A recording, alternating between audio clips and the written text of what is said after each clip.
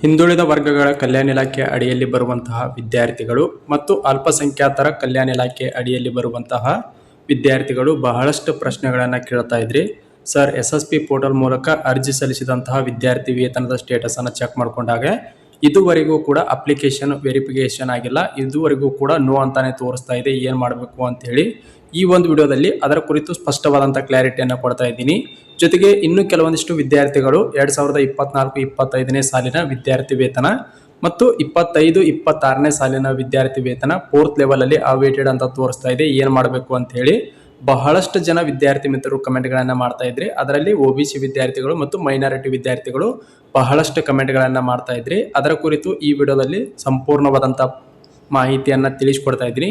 ಜೊತೆಗೆ ಲೈವ್ ಪ್ರೂಫ್ನಲ್ಲಿ ಕೂಡ ನಿಮ್ಗೆ ಮಾಹಿತಿಯನ್ನು ತೋರಿಸಿಕೊಡ್ತಾ ಇದ್ದೀನಿ. ದಯವಿಟ್ಟು ವಿಡಿಯೋನ ಪೂರ್ತಿಯಾಗಿ ವೀಕ್ಷಣೆ ಮಾಡಿರಿ. ಮತ್ತು ಇದೇ ಮೊದಲ ಬಾರಿಗೆ ಯಾರಾದರೂ ನಮ್ಮ ಯೂಟ್ಯೂಬ್ ಚಾನಲ್ನ ನೋಡ್ತಾ ಇದ್ದರೆ ದಯವಿಟ್ಟು ಸಬ್ಸ್ಕ್ರೈಬ್ ಮಾಡ್ಕೊರಿ.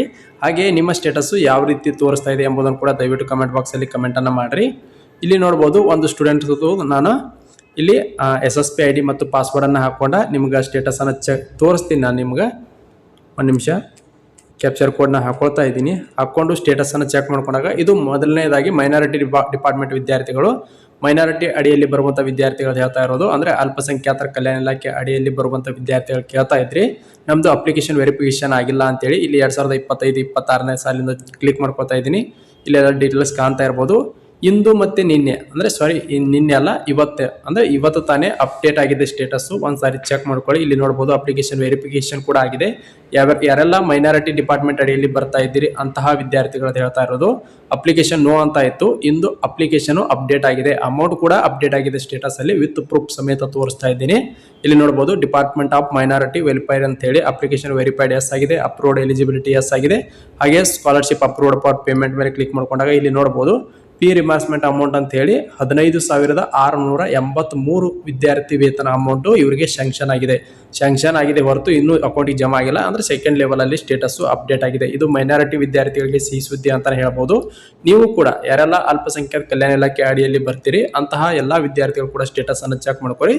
ಇಂದು 100% ಆಗಿ ಹೇಳ್ತಾ ಇದ್ದೀನಿ, ಸ್ಟೇಟಸ್ಸು ಅಪ್ಡೇಟ್ ಆಗಿದೆ, ಅಪ್ಲಿಕೇಶನ್ ವೆರಿಫಿಕೇಶನ್ ಆಗಿದೆ, ಸೆಕೆಂಡ್ ಲೆವೆಲಲ್ಲಿ ಅಮೌಂಟ್ ಕೂಡ ಶೋ ಆಗ್ತಾ ಇದೆ.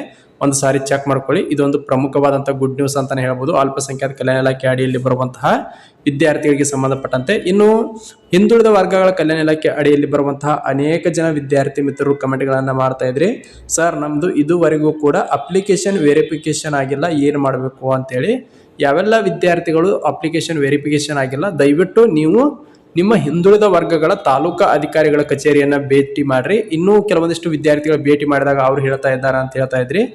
ಅಂದರೆ ಅವ್ರು ಏನು ಹೇಳ್ತಾ ಇದ್ದಾರೆ ಅಂದ್ರೆ, ನಿಮ್ಮ ಡೇಟಾ ಅಂದರೆ ನಿಮ್ಮ ಏನು ಪರ್ಸನಲ್ ಡೇಟಾ ಇರುತ್ತಲ್ಲ ಅದು ನಿಮ್ಮ ಯೂನಿವರ್ಸಿಟಿಯಿಂದ ಅಥವಾ ನಿಮ್ಮ ಕಾಲೇಜ್ದಿಂದ ಇದುವರೆಗೂ ಕೂಡ ನಮ್ಗೆ ಅಂದರೆ ನಮ್ಮ ಡಿಪಾರ್ಟ್ಮೆಂಟ್ನ ಲಾಗಿನ್ಗೆ ಬಂದಿಲ್ಲ, ಬಂದ ತಕ್ಷಣ ವೆರಿಫಿಕೇಶನ್ ಅನ್ನು ಸ್ಟಾರ್ಟ್ ಮಾಡ್ತೀವಿ ಅಂತ ಹೇಳ್ತಾ ಇದ್ದಾರೆ ಅಂತ ಬಹಳಷ್ಟು ಜನ ವಿದ್ಯಾರ್ಥಿ ಮಿತ್ರರು ಹೇಳ್ತಾ ಇದ್ರಿ. ಇದಕ್ಕೆ ಮಾಹಿತಿಯನ್ನು ಕೊಡುವುದಾದ್ರೆ ನೀವೇನು ಮಾಡ್ಬೇಕಂದ್ರೆ, ನಿಮ್ಮ ಕಾಲೇಜಿನಲ್ಲಿ ಯಾರು ವಿದ್ಯಾರ್ಥಿ ವೇತನಕ್ಕೆ ಸಂಬಂಧಪಟ್ಟಂತೆ ಅಧಿಕಾರಿಗಳು ಇರ್ತಾರ ಅಥವಾ ನಿಮ್ಮ ಯೂನಿವರ್ಸಿಟಿಗಳು ಯಾವುದಿರುತ್ತಲ್ಲ ಅಲ್ಲಿ ನೋಡಲ್ ಅಧಿಕಾರಿಗಳಂತ ಇರ್ತಾರೆ. ಕಡ್ಡಾಯವಾಗಿ ಪ್ರತಿ ಯೂನಿವರ್ಸಿಟಿಯಲ್ಲೂ ಕೂಡ ಇರ್ತಾರೆ.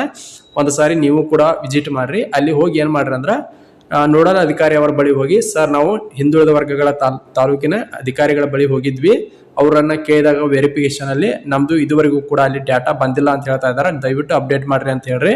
100% ಅಪ್ಡೇಟ್ ಮಾಡಿ ಕೊಡ್ತಾರೆ. ಯಾರ್ದು ಅಪ್ಲಿಕೇಶನ್ ತೆಗೆದುಕೊಂಡಿಲ್ಲ ಅವ್ರದ್ದು ಕೂಡ ಅಲ್ಲೇ ಪ್ರಾಬ್ಲಮ್ ಸಾಲ್ವ್ ಆಗಿದೆ. ಇದು ಕೂಡ 100% ಅಲ್ಲೇ ಪ್ರಾಬ್ಲಮ್ಮು ನಿಮ್ಮದು ಸಾಲ್ವ್ ಆಗುತ್ತೆ. ದಯವಿಟ್ಟು ಒಂದು ಸಾರಿ ವಿಸಿಟ್ ಮಾಡಿರಿ, ಅಥವಾ ನೀವು ಹತ್ತಿರದ ತಾಲೂಕಾ ಹಿಂದುಳಿದ ವರ್ಗಗಳ ಕಲ್ಯಾಣ ಇಲಾಖೆಗೆ ವಿಸಿಟ್ ಮಾಡಿರಿ. ಕೆಲವೊಂದಿಷ್ಟು ವಿದ್ಯಾರ್ಥಿಗಳಿಗೆ ಹಿಂದುಳಿದ ವರ್ಗಗಳ ಕಲ್ಯಾಣ ಇಲಾಖೆ ಎಲ್ಲಿ ಇರುತ್ತಾ ಅಂತ ಹೇಳಿ ಕೇಳ್ತಾ ಇರ್ತೀರಿ. ಅದಕ್ಕೂ ಸ್ಪಷ್ಟವಾದಂಥ ಕ್ಲಾರಿಟಿಯನ್ನು ಕೊಡ್ತೀನಿ. ನಿಮ್ಮ ತಾಲೂಕಿನಲ್ಲೇ ಇರುತ್ತೆ. ಪ್ರತಿ ಹಿಂದುಳಿದ ವರ್ಗಗಳ ಕಲ್ಯಾಣ ಇಲಾಖೆ ಆಗಿರ್ಬೋದು, ಅಲ್ಪಸಂಖ್ಯಾತ ಕಲ್ಯಾಣ ಇಲಾಖೆ ಆಗಿರ್ಬೋದು, ಜೊತೆಗೆ ಪರಿಶಿಷ್ಟ ವರ್ಗಗಳ ಕಲ್ಯಾಣ ಇಲಾಖೆ, ಸಮಾಜ ಕಲ್ಯಾಣ ಇಲಾಖೆ, ಪ್ರತಿಯೊಂದು ವರ್ಗದ ಇಲಾಖೆಗಳು ಕೂಡ ಆಯಾ ತಾಲೂಕಿನಲ್ಲಿ ಕಡ್ಡಾಯವಾಗಿರ್ತಾವ. ಹೋಗಿ ವಿಸಿಟ್ ಮಾಡ್ರಿ, ಅಪ್ಲಿಕೇಶನ್ಗಳನ್ನು ವೆರಿಫಿಕೇಶನ್ ಮಾಡ್ರಿ. ಇಲ್ಲಿ ಫಸ್ಟ್ ಲೆವೆಲು ಮತ್ತು ಸೆಕೆಂಡ್ ಲೆವೆಲು ಅಂದರೆ ಫಸ್ಟ್ ಲೆವೆಲ್ ಅಪ್ಲಿಕೇಶನ್ ವೆರಿಫಿಕೇಶನ್ ಮಾಡೋದು ಮತ್ತು ಅಮೌಂಟ್ ಸ್ಯಾಂಕ್ಷನ್ ಮಾಡುವಂತಹ ಅಧಿಕಾರ ನಿಮ್ಮ ತಾಲೂಕಿನ ಅಧಿಕಾರಿಗಳಿಗೆ ಇರುತ್ತೆ. ಅವ್ರು ಎಷ್ಟು ಅಮೌಂಟನ್ನು ಸ್ಯಾಂಕ್ಷನ್ ಮಾಡ್ತಾರೆ ಮತ್ತು ಅವರು ಅಪ್ಲಿಕೇಶನ್ಗಳನ್ನು ವೆರಿಫಿಕೇಶನ್ ಮಾಡ್ತಾರೆ. ನೆಕ್ಸ್ಟ್ ಪ್ರೊಸೆಸರು ಅಲ್ಲಿ ಜಿಲ್ಲಾ ಮಟ್ಟಕ್ಕೆ ಹೋಗುತ್ತಾ, ಅಂದರೆ ಜಿಲ್ಲಾ ಹಿಂದುಳಿದ ವರ್ಗಗಳ ಕಲ್ಯಾಣ ಇಲಾಖೆ ಆಗಿರ್ಬೋದು ಅಥವಾ ಡಿಸ್ಟಿಕ್ ಅಲ್ಪಸಂಖ್ಯಾತ ಕಲ್ಯಾಣ ಇಲಾಖೆ ಆಗಿರ್ಬೋದು, ಆಯಾ ಇಲಾಖೆಗಳಿಗೆ ಹೋಗುತ್ತಾ. ಅಲ್ಲಿಂದ ಫಂಡ್ ನಿಮ್ಗೆ ರಿಲೀಸ್ ಆಗುತ್ತೆ.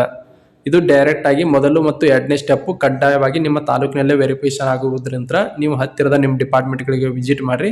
ಇನ್ನು ಕೆಲವೊಂದಿಷ್ಟು ವಿದ್ಯಾರ್ಥಿಗಳು ಕೇಳ್ತಾ ಇದ್ರಿ, ನಮ್ದು 4th ಲೆವೆಲ್ ಅಲ್ಲಿ ಅವೇಟೆಡ್ ಅಂತ ಇದೆ ಅಂತ ಹೇಳ್ಬೋದು. ಇಲ್ಲಿ ನೋಡಬಹುದು ಈ ವಿದ್ಯಾರ್ಥಿದು ಕೂಡ ನಾನು ತೋರಿಸ್ತಾ ಇದ್ದೀನಿ. ಇದು 2024-25ನೇ ಸಾಲಿನ ವಿದ್ಯಾರ್ಥಿ ವೇತನ ಯೋಜನೆ ಅಪ್ಲಿಕೇಶನ್ ವೆರಿಫಿಕೇಶನ್ ಆಗಿದೆ. ಅಂದ್ರೆ ಲಾಸ್ಟ್ ಇಯರ್ ತೋರಿಸ್ತಾ ಇದ್ದೀನಿ. ಇದು OBC ವಿದ್ಯಾರ್ಥಿಗಳದು, ಬಹಳಷ್ಟು ಜನ ವಿದ್ಯಾರ್ಥಿಗಳದು. ಅದರಲ್ಲೂ OBC ವಿದ್ಯಾರ್ಥಿಗಳಲ್ಲಿ ಪ್ರೊಫೆಷನಲ್ ಕೋರ್ಸ್ಗಳನ್ನು ಓದ್ತಿರುವಂತಹ ವಿದ್ಯಾರ್ಥಿಗಳು, ಈಗ ಇಂಜಿನಿಯರಿಂಗ್ ಆಗಿರ್ಬೋದು, ಮೆಡಿಕಲ್ ಆಗಿರ್ಬೋದು, ಆಯುಷ್ ಆಗಿರ್ಬೋದು, ಬೇರೆ ಬೇರೆ ಕೋರ್ಸ್ಗಳನ್ನ ಓದ್ತಾ ಇದ್ದೀರಲ್ಲ, ನರ್ಸಿಂಗ್ ಆಗಿರ್ಬೋದು, ಈ ರೀತಿ ಪ್ರೊಫೆಷನಲ್ ಕೋರ್ಸ್ಗಳನ್ನ ಓದ್ತಿರುವಂತಹ ವಿದ್ಯಾರ್ಥಿಗಳದು ಇದುವರೆಗೂ ಕೂಡ 2 ವರ್ಷದಿಂದ ಸರಿಯಾಗಿ ಅಮೌಂಟ್ ಬರ್ತಾ ಇಲ್ಲ. ಇಲ್ಲಿ ನೋಡಬಹುದು 4th ಲೆವೆಲ್ ಅಲ್ಲಿ ಅವೇಟೆಡ್ ಅಂತ ಇದೆ, DDO approved by in DBT no ಅಂತ ಇದೆ, payment response in DBT awaited ಅಂತ ಇದೆ. ಅಮೌಂಟ್ ಕೂಡ ಶಾಂಕ್ಷನ್ ಆಗಿದೆ 18,000 ಕಾಣ್ತಾ ಇರ್ಬೋದು. ಆದ್ರೆ ಇದುವರೆಗೂ ಕೂಡ ಈ ವಿದ್ಯಾರ್ಥಿಗಳಿಗೆ ಅಮೌಂಟ್ ಶಾಂಕ್ಷನ್ ಆಗಿಲ್ಲ. ಬಹಳಷ್ಟು ಜನ ಕೇಳ್ತಾ ಇದ್ರಿ, ನಮ್ದು ಅಮೌಂಟ್ ಇನ್ನೂ ಯಾವಾಗ ಬರುತ್ತೆ, ಸುಮಾರು 3-4 ತಿಂಗಳಾಯ್ತು, 5-6 ತಿಂಗಳಾಯ್ತು, ಅಥವಾ 1 ವರ್ಷ ಆಯ್ತು ಅಂತ ಹೇಳ್ತಾ ಇದ್ರಿ. ಯಾವಾಗ ರಾಜ್ಯ ಸರ್ಕಾರ ಅನುದಾನವನ್ನ ಬಿಡುಗಡೆ ಮಾಡ್ತೈತಿ ಅವಾಗ ಮಾತ್ರ ನಿಮ್ಗೆ ಅಮೌಂಟ್ ಶಾಂಕ್ಷನ್ ಆಗುತ್ತೆ. ಅನೇಕ ಜನ ಹೇಳ್ತಾರ ಈ ತಿಂಗಳಲ್ಲಿ ಜಮಾ ಆಗುತ್ತೆ, ಇನ್ನು 15 ದಿನಗಳಲ್ಲಿ ಜಮಾ ಆಗುತ್ತಾ ಅಂತ ಹೇಳಿ. ಫಂಡ್ ಯಾವಾಗ ರಿಲೀಸ್ ಆಗುತ್ತಲ್ಲ ಅವಾಗ 100% ನಿಮ್ಗೆ ಅಮೌಂಟ್ ಶಾಂಕ್ಷನ್ ಆಗುತ್ತೆ. ಇಲ್ಲಿ ನೋಡಬಹುದು 2025-26ನೇ ಸಾಲಿನ ಕೂಡ 4th ಲೆವೆಲ್ ಅಲ್ಲಿ ಅವೇಟೆಡ್ ಅಂತ ಇದೆ ಈ ವಿದ್ಯಾರ್ಥಿದು. ನಿಮ್ದು ಕೂಡ ಈ ರೀತಿ ಇದ್ರೆ ನೀವು ಹಣ ಬಿಡುಗಡೆಯಾಗುವವರೆಗೂ, ಅಂದ್ರೆ ರಾಜ್ಯ ಸರ್ಕಾರ ಆಯಾ ತಾಲೂಕಿನ ಅಧಿಕಾರಿಗಳಿಗೆ, ಆಯಾ ಹಿಂದುಳಿದ ವರ್ಗಗಳ ಕಲ್ಯಾಣ ಇಲಾಖೆ ಅಧಿಕಾರಿಗಳಾಗಿರ್ಬೋದು ಅಥವಾ ಪರಿಶಿಷ್ಟ ವರ್ಗಗಳ ಕಲ್ಯಾಣ ಇಲಾಖೆಗೆ ಹಣವನ್ನ ಬಿಡುಗಡೆ ಮಾಡುವವರೆಗೂ ಕೂಡ ನೀವು ವೇಟ್ ಮಾಡಬೇಕಾಗತ್ತ. ದಯವಿಟ್ಟು ಅಲ್ಲಿಯವರೆಗೂ ಕೂಡ ವೇಟ್ ಮಾಡ್ರಿ. ಯಾರ್ದೆಲ್ಲ ಸ್ಟೇಟಸ್ ಅಪ್ಡೇಟ್ ಆಗಿದೆ ದಯವಿಟ್ಟು ಕಮೆಂಟ್ ಬಾಕ್ಸ್ ಅಲ್ಲಿ ಕಮೆಂಟ್ ಅನ್ನ ಮಾಡ್ರಿ. ಹಾಗೆ ಫಸ್ಟ್ ಲೆವೆಲ್ ಯಾರ್ದು ವೆರಿಫಿಕೇಶನ್ ಆಗಿಲ್ಲ ದಯವಿಟ್ಟು ಹತ್ತಿರದ ನಿಮ್ಮ ತಾಲೂಕಾ ಅಧಿಕಾರಿಗಳನ್ನ ವಿಸಿಟ್ ಮಾಡಿ ವೆರಿಫಿಕೇಶನ್ ಅನ್ನ ಕಂಪ್ಲೀಟ್ ಮಾಡಿಸ್ರಿ. ನಿಮ್ಮ ಡಾಟಾ ಏನಾದರೂ ಬಂದಿಲ್ಲ ಅಂದ್ರೆ ನೀವು ನಿಮ್ಮ ಕಾಲೇಜಿನ ವಿದ್ಯಾರ್ಥಿ ವೇತನಕ್ಕೆ ಸಂಬಂಧಪಟ್ಟಂತ ಅಧಿಕಾರಿಗಳನ್ನ ಕೇಳ್ರಿ. ಜೊತೆಗೆ ಅವ್ರಿಗೂ ಗೊತ್ತಿಲ್ಲ ಅಂದ್ರೆ ನೀವು ಯೂನಿವರ್ಸಿಟಿಗೆ ಕಡ್ಡಾಯವಾಗಿ ಹೋಗ್ಲೇಬೇಕಾಗಿರುತ್ತೆ. ಅಲ್ಲಿ ನೋಡಲ್ ಅಧಿಕಾರಿಗಳು ಎಂತಿರ್ತಾರ ಅವರಿಂತ್ರ ನೀವು ಡಾಟಾವನ್ನ ಶೇರ್ ಮಾಡಬೇಕಾಗತ್ತೆ. ಇನ್ನು ಕೆಲವೊಂದಿಷ್ಟು ವಿದ್ಯಾರ್ಥಿಗಳದು ಅಪ್ಲಿಕೇಶನ್ ವೆರಿಫಿಕೇಶನ್ ಆಗದೇ ಇರುವುದಕ್ಕೆ ನಾನಾ ಕಾರಣಗಳಿರ್ತಾವ. ಏನಂದ್ರೆ ನಿಮ್ದು ಮಾರ್ಕ್ಸ್ ಅನ್ನ ಅವರು ನಿಮ್ಮ ಯೂನಿವರ್ಸಿಟಿ ಅವರು ಮಾರ್ಕ್ಸ್ ಅನ್ನ ಒದಗಿಸದೇ ಇರುವುದರಿಂದ ನಿಮ್ದು ಅಪ್ಡೇಟ್ ಆಗಿರಂಗಿಲ್ಲ. ದಯವಿಟ್ಟು ಎಲ್ಲವನ್ನ ಚೆಕ್ ಮಾಡ್ಕೊರಿ. ಇಲ್ಲಿ ಮಾರ್ಕ್ಸ್ ಕೂಡ ಶೋ ಆಗ್ತಾ ಇರಬೇಕು. ಹಾಗೆ ನಿಮ್ಮ ಯೂನಿವರ್ಸಿಟಿ ಆಗಿರ್ಬೋದು, ತಾಲೂಕು ಆಗಿರ್ಬೋದು, ಹಾಗೆ ಯಾವ ಕೋರ್ಸ್ ಓದ್ತಾ ಇದ್ರಿ ಇಲ್ಲಿ ನೋಡ್ಬೋದು. ಇದು ಬ್ಯಾಚುಲರ್ ಆಫ್ ಇಂಜಿನಿಯರಿಂಗ್ ಕೋರ್ಸ್ ಇವ್ರದ್ದು. ಹಾಗೆ ನಿಮ್ಮ ಸೀಟ್ ಟೈಪ್ ಆಗಿರ್ಬೋದು, ಹಾಗೆ ಇಯರ್ ಮಾರ್ಕ್ಸ್. ಇಲ್ಲಿ ಬಹಳಷ್ಟು ಜನರದು ನಾಟ್ ಡಾಟಾ ಶೇರ್ ಅಂತ ಬರ್ತಾ ಇದೆ ಅಂತ ಹೇಳ್ತಾ ಇದ್ರಿ. ಇದು ಶೇರ್ ಆಗಲಿಲ್ಲ ಅಂದ್ರೆ ನಿಮ್ದು ಯಾವುದೇ ಕಾರಣಕ್ಕೂ ಕೂಡ ಅಪ್ಲಿಕೇಶನ್ ವೆರಿಫಿಕೇಶನ್ ಮಾಡುವುದಿಲ್ಲ. ಇಲ್ಲಿ ಕಡ್ಡಾಯವಾಗಿ ಮಾರ್ಕ್ಸ್ ಎಂಟ್ರಿ ಆಗಲೇಬೇಕಾಗಿರುತ್ತೆ. ಎಂಟ್ರಿ ಆಗಲಿಲ್ಲ ಅಂದ್ರೆ ನಿಮ್ದು ಯಾವುದೇ ಕಾರಣಕ್ಕೂ ಕೂಡ ಅಪ್ಲಿಕೇಶನ್ ವೆರಿಫಿಕೇಶನ್ ಮಾಡುವುದಿಲ್ಲ. ಇದನ್ನು ಕೂಡ ಒಂದ್ಸಾರಿ ಚೆಕ್ ಮಾಡ್ಕೊಳ್ಳಿ ಅಂತ ಹೇಳ್ತಾ, ಇದೇ ರೀತಿ ಹೆಚ್ಚಿನ ಅಪ್ಡೇಟ್ಗಳಿಗಾಗಿ ಇದೇ ಮೊದಲ ಬಾರಿಗೆ ನೋಡ್ತಿರುವಂತವ್ರು ಸಬ್ಸ್ಕ್ರೈಬ್ ಮಾಡ್ಕೊರಿ. ಹಾಗೆ ಈ ವಿಡಿಯೋ ಇಷ್ಟ ಆಗಿತ್ತು ಅಂದ್ರೆ ಲೈಕ್ ಮಾಡಿ. ಹಾಗೆ ಈ ವಿಡಿಯೋನ ನಿಮ್ಮ ಗೆಳೆಯರಿಗೂ ಕೂಡ ಶೇರ್ ಮಾಡ್ರಿ. ಮತ್ತೆ ಯಾರ್ದೆಲ್ಲ ಸ್ಟೇಟಸ್ ಅಪ್ಡೇಟ್ ಆಗಿದೆ ಕಮೆಂಟ್ ಬಾಕ್ಸ್ ಅಲ್ಲಿ ಕಮೆಂಟ್ ಮಾಡ್ರಿ ಅಂತ ಹೇಳ್ತಾ ಈ ವಿಡಿಯೋನ ಇಲ್ಲಿಗೆ ಮುಗಿಸ್ತಾ ಇದ್ದೀನಿ.